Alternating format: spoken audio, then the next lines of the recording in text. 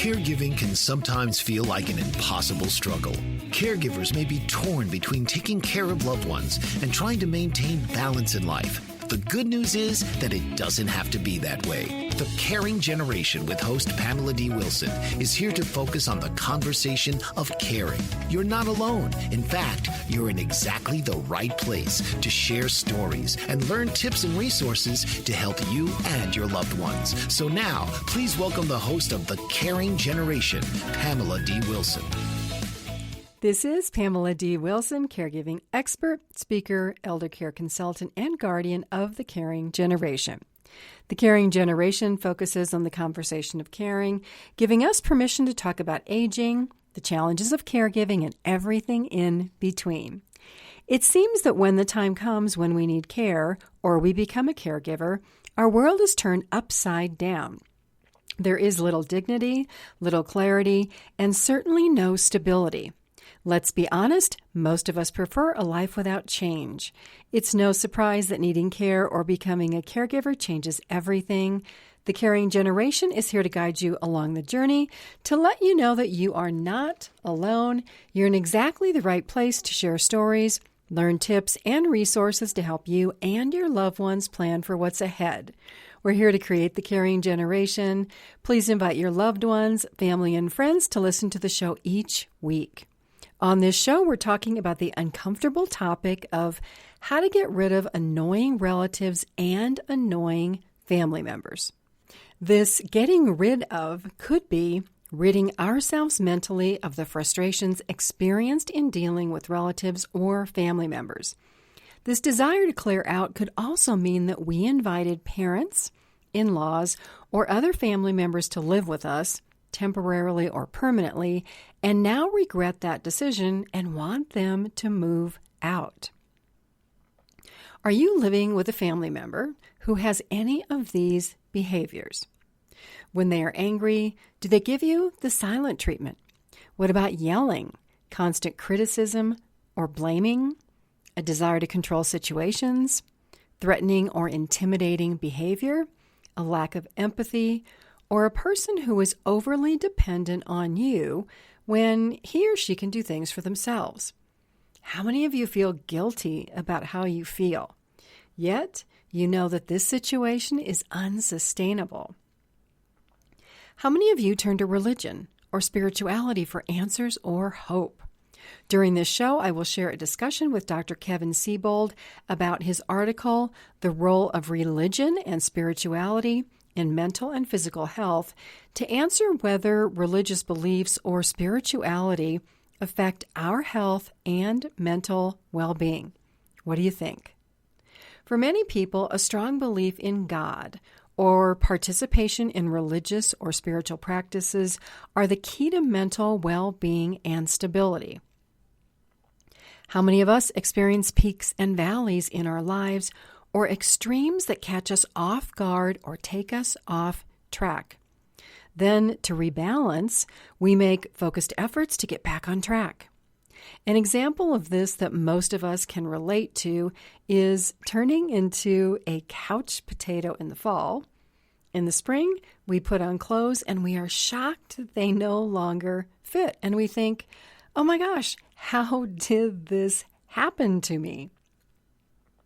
One of the answers for how to get rid of annoying relatives is to look back at the past and ask ourselves what our intentions were in inviting parents, in-laws, brothers, sisters, or cousins into our homes.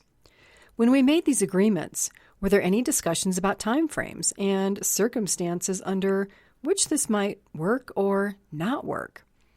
Was a parent ill with the expectation that health would improve?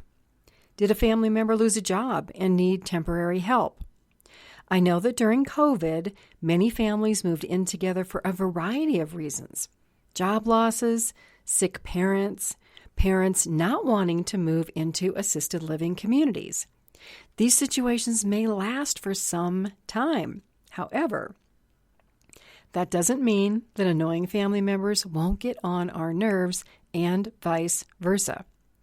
If you didn't have any boundary setting or time limiting guidelines, now may be the time to begin these conversations.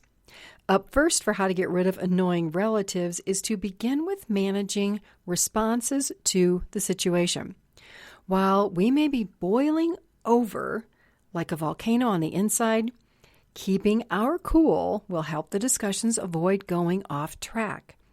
To put this in perspective, think of larger situations like COVID, national disasters, major changes at work. When unpleasant or stressful situations happen, the leader sets the tone for the conversation. If annoying family members are living in your home, you are the leader. For better or worse, you also have a responsibility to create a plan for how to get rid of annoying relatives. You invited them, or they invited themselves, and you said yes. That means that unless you held discussions up front about boundaries and timing of a move out, you bear part of the responsibility for their emancipation or independence. In a perfect world, you talk about the timing of a move out. Come up with definitive steps for your parents, in-laws, or other annoying family members. They follow through and they're gone.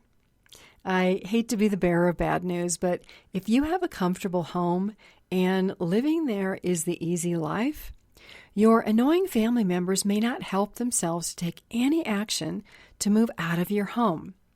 This lack of follow-through places more pressure on you and depends on the situation. If in-laws have their own home and temporarily come to live with you, returning may be easier than if you invited a brother or sister to live with you who lost a job and still doesn't have a job, meaning no income to pay for another place to live. However, if other family exists, they may be able to wrangle another short-term invitation.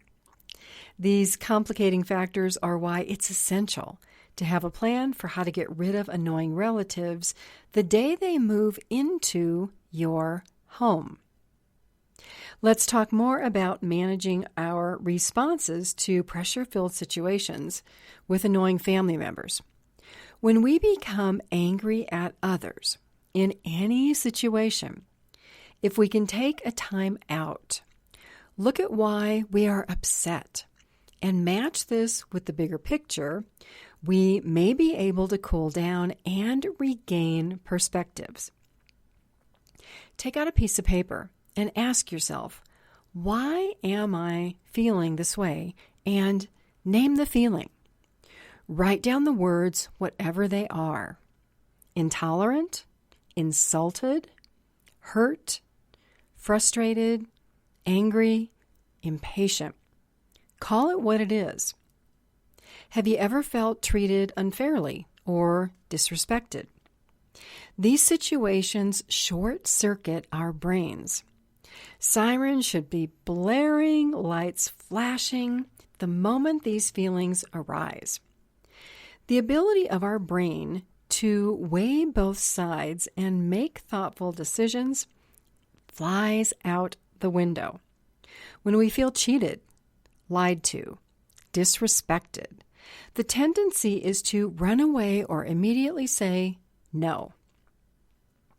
How many times do we make snap decisions and react emotionally and then attempt to rationalize the decision we made using logic? Think about this for a moment and we will continue this conversation after the break. I'm Pamela D Wilson on The Caring Generation. I help family caregivers and organizations talk about caregiving to understand the decisions related to caring for elderly parents or loved ones, navigate the healthcare system, discuss financial and legal plans for care, and apply all of this learning to our own lives so we are not passing caregiving worries and responsibilities down to the next generation without giving this some thought and planning. Visit my website, PamelaDWilson.com, where you'll find information about keynotes, webinars, online courses about elderly care, and all of the Caring Generation podcast episodes. Stay with me. I'll be right back.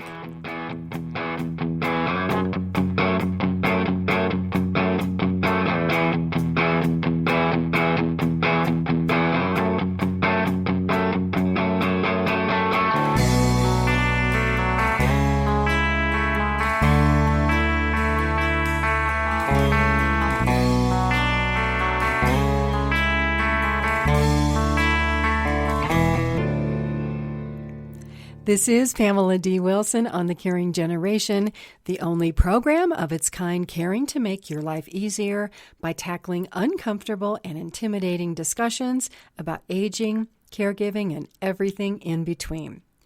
If you're seeking support to avoid unexpected caregiving issues, not sure what to do, maybe things aren't working out as you expected, the A to Z of caregiving is in my online caregiver course called Stay at Home, Taking Care of Elderly Parents at Home and Beyond, on my website at PamelaDWilson.com. Let's return to the conversation of creating a plan for how to get rid of annoying relatives and how to manage when the brain goes haywire when we feel cheated, lied to, disrespected, and a host of other behaviors. When we realize that annoying family members push our buttons, this recognition may allow us to step back from a situation and ask ourselves a few questions. Is the thing or the behavior that our annoying family member did something real or imagined? Beyond being upsetting or feeling that time was wasted, is there a real impact today and in the future? Might a relative have done or said something without thinking of the consequences?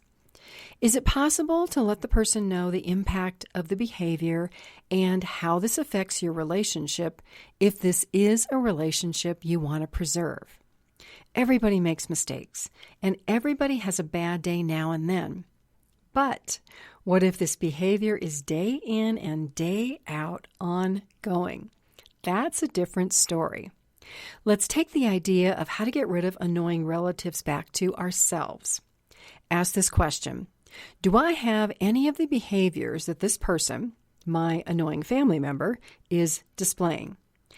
Is it possible that we dislike this behavior because it is a behavior that we are struggling to overcome ourselves? There are times when a mirror image of our inner fears, criticisms, or weaknesses can turn back on ourselves and lower our self-esteem or make us feel angry or frustrated. Have you ever tried to get rid of something in your life that you viewed as negative? And the more you focused on this negative thing, the more of that negative thing you got in return. It's amazing how this happens. Instead of focusing on what we don't want, how to get rid of annoying relatives, what if we focus on what we do want? Things like a quiet home, peaceful interactions with family, time with your children instead of caring for elderly parents, time with your spouse. The question is, how do we get from here to there? Start conversations with in-laws, parents, and others by saying, I want more of this in my life, and it's difficult for me to move in that direction with you here. Rather than spending time with my children, or focusing on my career, or doing whatever it is I want to do, I am spending a lot of mental and physical energy doing this caregiving thing. In a sense, you are benefiting from this assistance or help or services at the expense of my health, career, and so on. I invited you here, so I accept that I created the situation or the expectation that this would be okay indefinitely. But it's not. I'd like to get your thoughts on making a plan for you to move out of our home. I'm willing to help with you leading the plan. This is a discussion that is so challenging to have. You may get that queasy feeling in your stomach or put off the conversation until you can no longer stand the situation. Making hints or not being direct won't get you there. The kindest thing you can do to preserve a relationship is to figure out a plan for how to get rid of annoying relatives. Be direct. Mom or Dad, we love you. But if we keep living together, I am afraid this situation will permanently damage our relationship, and I would like to avoid that from happening. Put yourself in the opposite situation. You're an adult child who moved back into the home of your parents. Your parents may not have set boundaries, and they are wondering when you will be moving out. They may be dropping hints and thinking of ways to get you, their child, to move out of their home. For everyone involved in family relationships, living independently is a personal responsibility. Even if you are a person who needs care from another person, the more that you can continue to do things for yourself and manage independently, the better your relationship will be. Dependency can pose a lot of negative consequences. If you are emotionally dependent on someone, you may rely on another person to meet all of your needs. We all want to ask ourselves, how are our behaviors contributing to the life that we're living? Do we do things that don't work out and make us unhappy? How much different would our lives be if we worked on becoming a better version of ourselves than trying to change others or outside circumstances? I did a little research and found 2 quotes on this subject. The first is by Gandhi.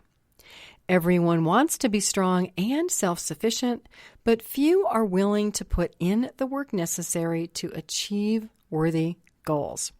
What do you think about that? And the second quote is by Barbara Kingsolver. Maybe life doesn't get any better than this, or any worse. And what we get is just what we're willing to find. Small wonders where they grow. In all caring for aging parent situations or caring for annoying family members, there can be positive and amazing experiences, along with those that can feel suffocating, distressing, and impossible. It's up to us individually to pull ourselves out of the depths of frustrations about how to get rid of annoying relatives and continue to move forward. Caregivers are in this frustrating situation because of a desire to want to help others. This alone places you in the company of amazing people. Even though your intentions placed you in an uncomfortable situation, what can you learn from this? Many adult children who become caregivers accept responsibility to care for elderly parent. When a parent passes and caregiving ends, they don't have any takeaways because they were so involved in trying to keep up day to day that they missed the opportunity to learn from the experience. The experience placed on a shelf that doesn't come up again until the adult children, now older, need help from their children. Let's be nostalgic for a moment. Do you remember back to day 1 of being a caregiver? The surprise, maybe fears about what happened to an elderly parent that resulted in your involvement. Then, as the years passed, you may have felt tortured by this internal sense of giving up your life to be a caregiver. Your parent or parents continue to age and may be experiencing more health issues and need more care. But you can't continue at the level of help you're providing. Enter guilt. Maybe you know what you should do, but you can't bring yourself to do it. That thing is how to get rid of annoying relatives and move your parents out of your home. It's okay to feel conflicted. I don't know that we don't experience inner turmoil and angst when we have decisions to make. If we didn't feel this way, we wouldn't be human. You probably have a lot of fears about taking in parents or in-laws, and now fears about moving them out of your home. These feelings are normal, just as the fears and doubts are normal. How many of you have children? If you could write a letter to your children today to tell them how to handle this situation for you when you are elderly, what advice would you give to your children? If you have a spouse or a partner, and you could write a similar letter, knowing that one day you might have dementia and not recognize your spouse or partner, or that you may have health issues and thoughts of intimacy may be only a memory. How would you advise your spouse or partner to care for you and continue living his or her life? We should discuss these issues throughout life, but we don't, because we never think we'll find ourselves in a situation where we are asking ourselves how to get rid of annoying relatives. Let's shift gears and talk about the connection between religion, spirituality, mental health, and physical well-being. Up next, my discussion with Dr. Kevin Seybold. If you are struggling to have caregiving conversations within your family, the Caring Generation and all of the podcasts are not limited by time zone or location. Anyone worldwide can listen. The podcasts and the show transcripts are on my website at PamelaDWilson.com and all of your favorite podcast apps, including Apple, Google, Spreaker, Podcast Addict, Pandora, Amazon Music, Stitcher, Spotify, iHeartRadio, Podchaser, GeoSavin, Verbal, and more. Add the podcast app for the Caring Generation show on the cell phone of elderly parents, in-laws, and other family members. I'm Pamela D. Wilson on the Caring Generation. Stay with me. We'll be right back.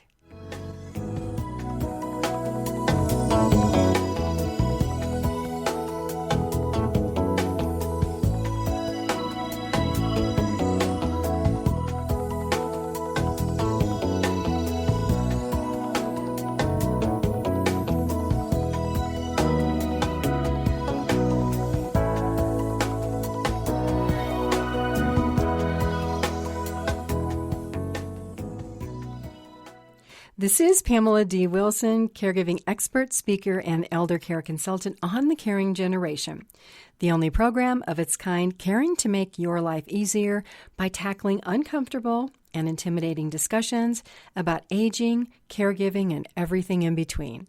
Share and visit my website, PamelaDWilson.com, with others you know. 1 in 4 people are caregivers looking for hope, help, and support, and don't know where to turn or who to trust. I want to share an interview from my archives with Dr. Kevin Seybold.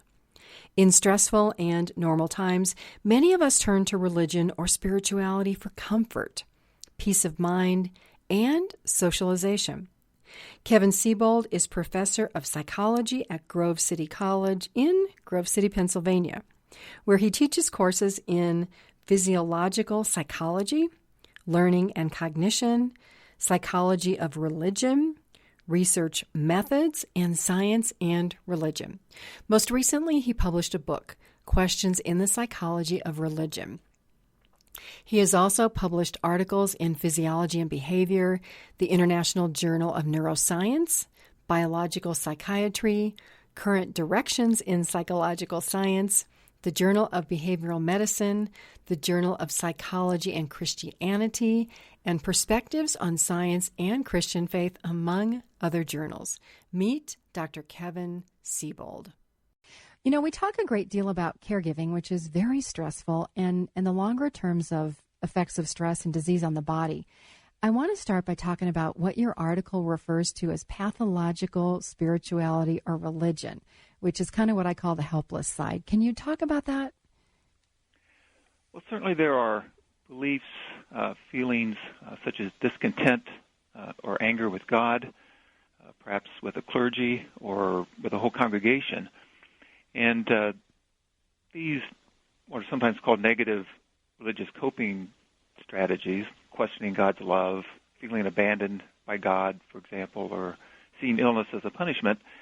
These are generally maladaptive and predictive of declines in a person's health. Belief in spirituality has positive effects. Can you talk about what the research shows? Generally, these are correlational studies, so researchers are looking at the relationship between, in this case, religiosity and various measures of mental or physical health.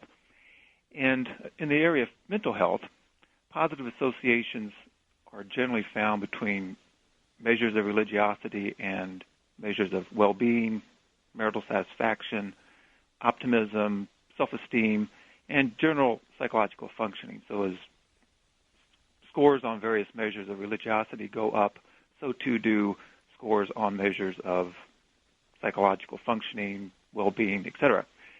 And then also some negative associations between religion and spirituality and drug and alcohol abuse, criminality, anxiety, loneliness. So the scores on the religiosity go up. These scores or incidents tend to decrease. So overall, there seems to be a positive effect of religion and spirituality on mental health, and similar findings in the area of physical health as well. Again, correlational studies that are suggestive of an overall helpful effect of religion on physical health. People who score high on these measures of religiosity tend to have lower rates of heart disease, myocardial infarction, stroke, cancer mortality, and overall mortality. And also, people who score high on these measures of religiosity tend to have lower cholesterol levels, blood pressure, etc. These studies have been done on both males and females, people of all ages, a variety of religions, Protestants, Catholics, Jews, Buddhists, Muslims, from a number of regions, North America, Africa, Asia, and from various ethnic groups. So the overall effect seems to be positive. Not all studies would indicate that, but overall that seems to be the trend. Today we've been talking about the effects of social isolation. I keep having problems with that word today. So how is it that religion and spirituality kind of support socialization and praying together and all of that and just that benefit? Well, the mechanism whereby these benefits might develop are, first, as you mentioned, social support and social networks. Those higher in religiousness typically have higher levels of social support. This might come through opportunities for fellowship within a religious community, involvement in formal social programs like visiting shut-ins, providing meals to others.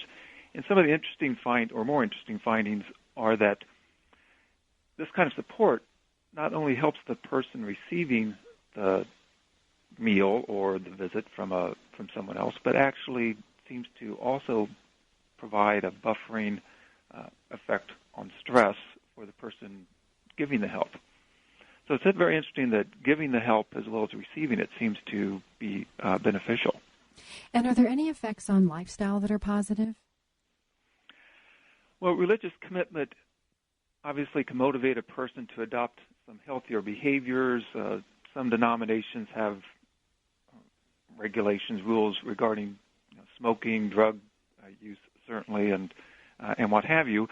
But also more religious individuals tend to lead healthier lives that would also include more likely to get mammograms, have cholesterol screenings, flu shots.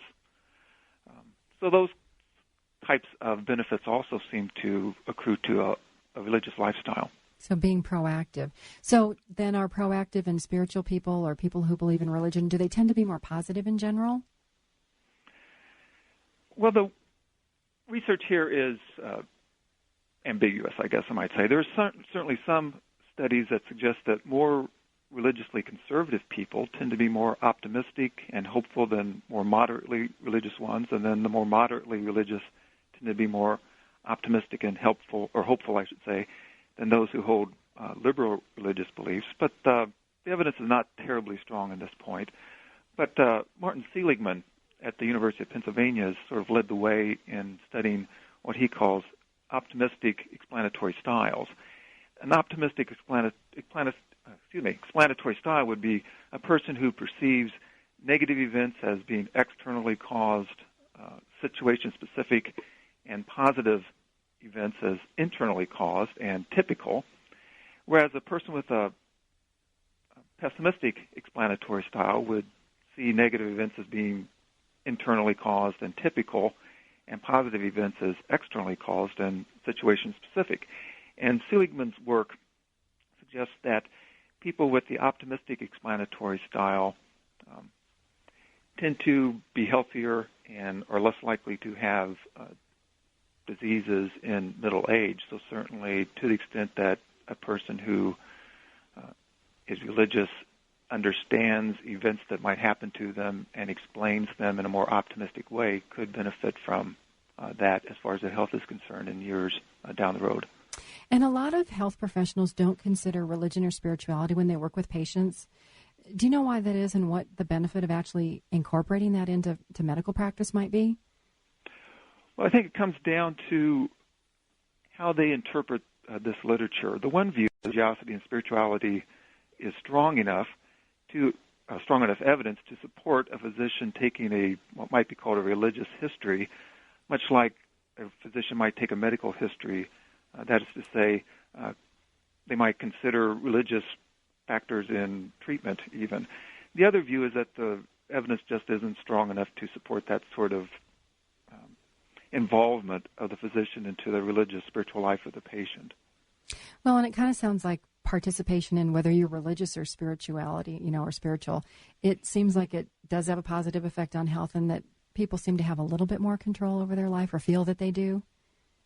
That seems to be what the literature suggests in psychology and various disciplines that have investigated this, yes. Dr. Seybold, I thank you so much for joining us today. Well, thank you, Pamela. I appreciate the invitation. You're welcome. Spirituality has different meanings to everybody, and it can definitely support good health. Two common descriptors of spirituality are the ability to treat others well and also practicing gratitude for life. Imagine that by practicing these two activities regularly, you can improve your health. If you enjoy our weekly program and the information and education offered, I ask you to share it with others. Our program is not limited by time zone or location. New shows from the Caring Generation are available each week.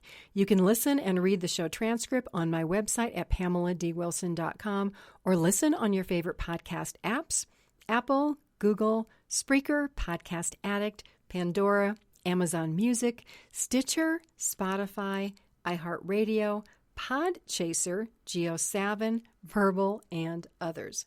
I'm Pamela D. Wilson on the Caring Generation. If you are a caregiver or aging adult, making decisions that relate to aspects of caregiving, help, and support are on my website at PamelaDWilson.com and in my online courses for elderly care, taking care of elderly parents at home, and how to get guardianship of a parent. Stay with me. I'll be right back.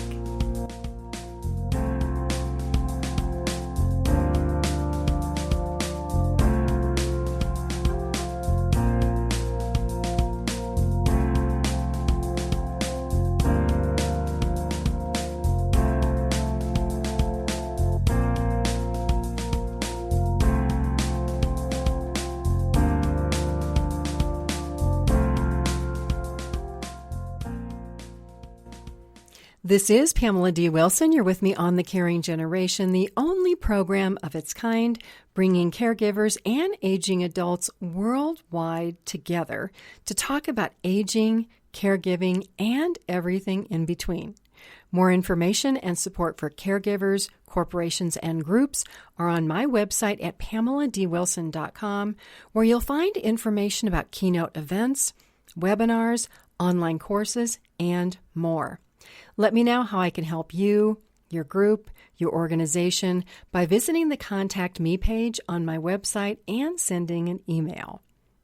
Let's return to talking about how to get rid of annoying relatives, which really may be more about looking at ourselves, our motives, behaviors, fears, and managing through the guilt of realizing that we can't be the primary caregiver forever. We may need help. How many of you remember your parents telling you fairy tales when you were young? A favorite that is time-tested is Alice in Wonderland by Lewis Carroll, the pseudonym of Charles Ludwig Dodgson, a British author born in 1832. He was the eldest son with 8 younger brothers and sisters. Here are a couple of quotes that I want to relate to caregiving situations. The first: when I used to read fairy tales, I fancied that kind of thing never happened, and now I am here in the middle of one. How many of us say this about being a caregiver or aging? I never thought this would happen. My thinking of how to get rid of annoying relatives. How many of us also never imagined we would bathe an elderly parent or do any of the other things we do? Do you ever wonder why parents don't talk to their children about caregiving? Is it because they don't want us to know that this might happen, or because they hope they never need care. When my parents were alive, I never thought to ask the question, even though my mother was the caregiver in the family. I have a personal story about the topic of how to get rid of annoying relatives. My aunt, my father's sister, lived about 3 blocks away from my parents' home. Aunt became ill and moved into our home, so my mom could care for her while my uncle worked. I was going to school at the time, so I don't remember exactly how long Auntie lived with us, but what I do remember is that she mainly laid on the couch in the living room watching television, and my mother waited on her. I imagined this to be a comfortable situation for Auntie. Who wouldn't want to be taken care of by my mom? This went on for some time, and I remember overhearing my parents talk about the fact that Auntie was well and it was time for her to go back home, but she wasn't leaving. Finally, my mom had to resort to unplugging the television and saying that it was broken to get my aunt to return home. A simple solution to a troublesome problem back then of how to get rid of annoying relatives. It wasn't that Auntie was annoying, she was just there, but not at all helping herself. And I don't remember her being appreciative or thanking my mother. It was as if the care was expected. How many of you feel that way? Do your parents, in-laws, or other family members expect you to provide care because you seem to be the responsible one, or you are the available one? How much of what we do in being helpful and kind is interpreted as a duty or a responsibility that eventually results in us wanting to make a plan for how to get rid of annoying relatives? What if instead we set time frames? For example, I will do this for you for 12 months, during which time we learn about caregiving and aging together. Here's a hint. Spend an hour each week listening and talking about these podcasts with parents, in-laws, and other family members. Take an online caregiving course together. Hold parents, in-laws, and others accountable for learning with you and doing with you, so that the idea of how to get rid of annoying relatives never becomes close to a real situation that you experience. This leads us to the second Alice in Wonderland quote between the Cheshire Cat and Alice. Alice asked, "Would you tell me, please, which way I ought to go from here?" "That depends a good deal on where you want to get to," said the cat. "I don't much care where," said Alice. "Then it doesn't matter which way you go," said the cat. "So long as I get somewhere," Alice added as an explanation. "Oh, you're sure to do that," said the cat, "if you only walk long enough." How many caregivers feel that their journey is exactly like this? Not knowing where to go, allowing the responsibility of caring for elderly parents to take you wherever the journey leads, and then wondering how you got into this situation. Instead of daily thoughts of how to get rid of annoying relatives and avoiding wishful thinking about the days when caregiving will end, what if we were all more purposeful? In all situations like becoming a caregiver, or moving in-laws or elderly parents into our homes, we can look back and clearly see how all of this started. The little things that parents needed help with that grew over time. First, helping parents was 2 hours a week, and it grew to 20 hours a week. And now you may be thinking of quitting your job to have more time to dedicate to care for an elderly parent. Leaving a career or quitting a job to care for a parent is not a decision to make lightly. Do you really want to get yourself more involved in a situation that is already difficult?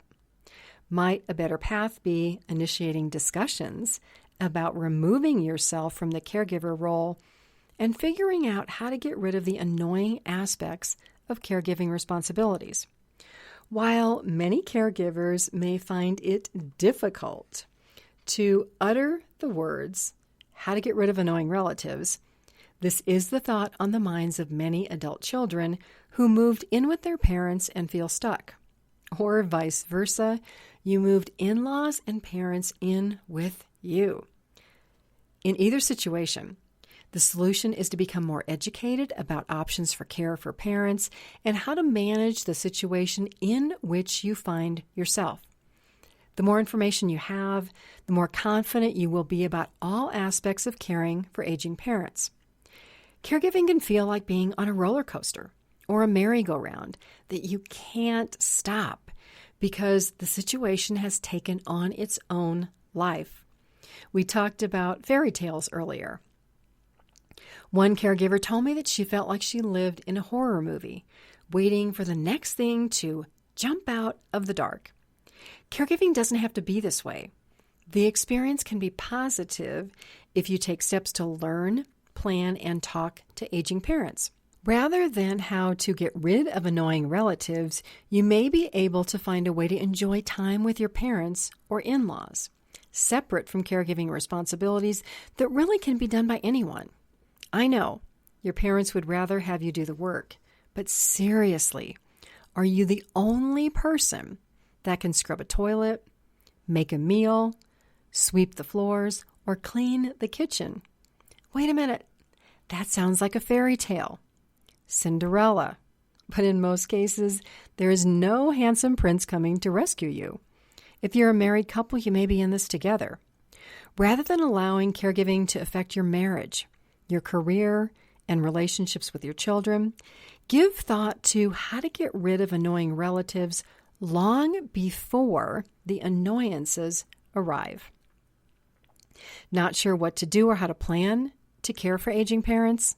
Help is on my website in my online articles, caregiver courses, videos, and most of all in the support that I offer to groups and corporations interested in supporting caregiving conversations. Many caregivers worry about talking to employers about caregiving responsibilities.